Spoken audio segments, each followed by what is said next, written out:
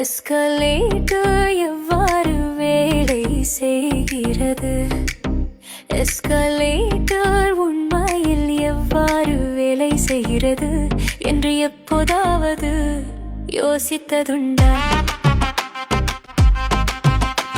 அது வெறும் 2 சக்கரங்கள், ஒரு சங்கிலியை இருக்கிறது, அதில் படிகள் தொங்கிக் கொண்டிருக்கின்றன என்று பலர் நினைக்கிறார்கள்.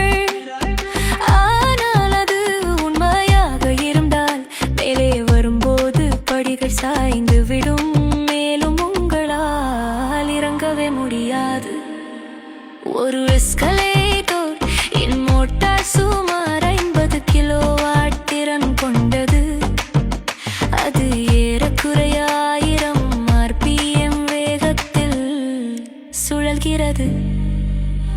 இந்த இயக்கம் ஒரு குறைப்பு கியர் வழியாக சங்கிலிக்கு மாற்றப்படுகிறது. ஒவ்வொரு படியும் சிறிய சக்கரங்களின் மீது அமர்ந்து மறைந்திருக்கும் தடங்களில் சறுக்கி செல்கிறது. இது படிகள் சீராகவும் மட்டமாகவும் இருக்க உதவுகிறது. மேலே தடமும் சங்கிலியும் பிரியும், படிக்கட்டையாகி கீழே திரும்ப சுழன்று செல்கிறது. ஆனால் எஸ்கலேட்டர்களில் உள்ள ஒரு சிக்கல் என்னவென்றால் படிகளின் இடைவெளிகள் தான்.